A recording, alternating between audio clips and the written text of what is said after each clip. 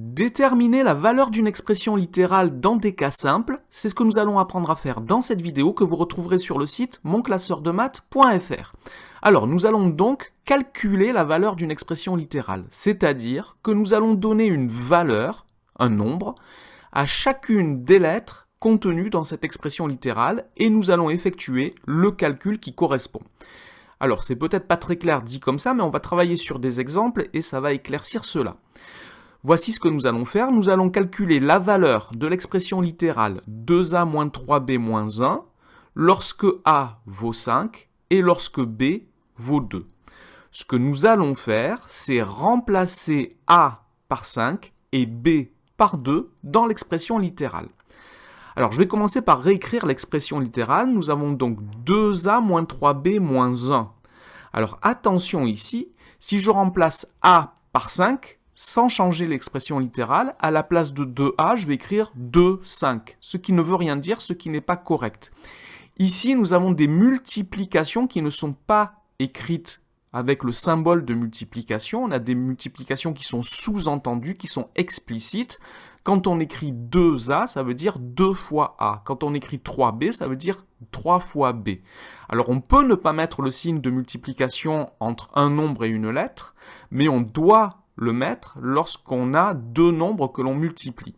Donc il ne faut pas oublier de le faire. Donc je vais commencer par réécrire l'expression littérale en écrivant les signes de multiplication. Donc ça me donne 2 fois a moins 3 fois b moins 1.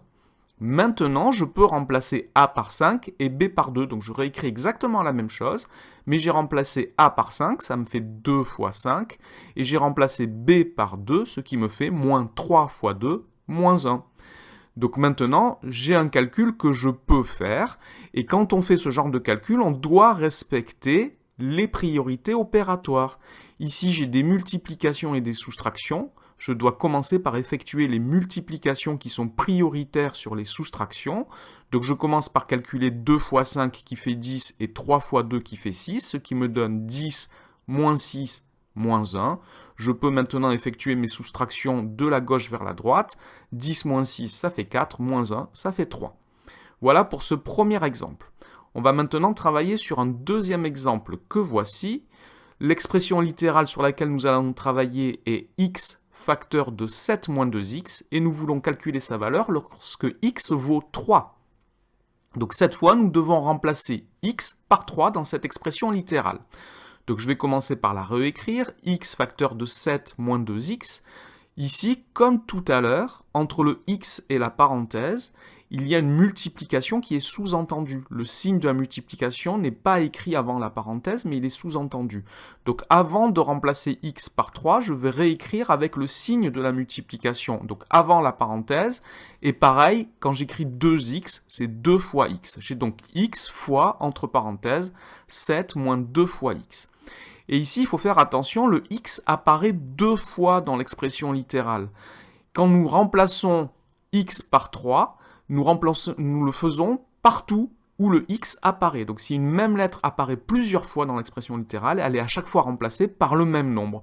Ce qui me donne donc 3 fois, entre parenthèses, 7 moins 2 fois 3. J'ai remplacé le x à chaque fois par 3. Maintenant, je dois effectuer le calcul en respectant les priorités opératoires. Alors notamment, il y a des calculs entre parenthèses, une soustraction et une multiplication. La multiplication est prioritaire, ça me donne 3 fois, entre parenthèses, 7 moins 6. Le calcul entre parenthèses est toujours prioritaire, donc j'effectue 7 moins 6 qui fait 1, et 3 fois 1, cela fait 3. Voici pour ces exemples de calcul de valeur d'expression littérale. Cette vidéo est terminée. Dans une autre vidéo, je montre des exemples qui utilisent des nombres relatifs, donc c'est un petit peu plus compliqué, mais il faut aussi savoir le faire. Voilà, merci d'avoir regardé cette vidéo. N'oubliez pas de lui donner un j'aime et de vous abonner à la chaîne. Au revoir.